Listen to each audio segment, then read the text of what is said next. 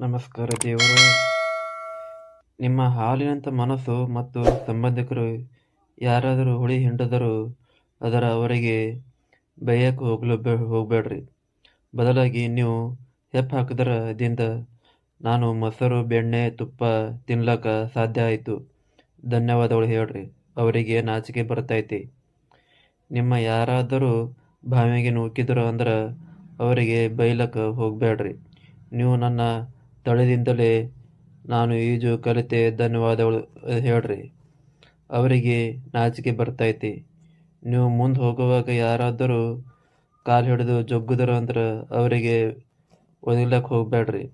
ಬದಲಿಗೆ ನನ್ನ ವೇಗಕ್ಕೆ ಗೇರ್ ಕೈ ಹಾಕಿದ ಧನ್ಯವಾದಗಳು. ಅವರಿಗೆ ನಾಚಿಕೆ ಬರ್ತೈತಿ.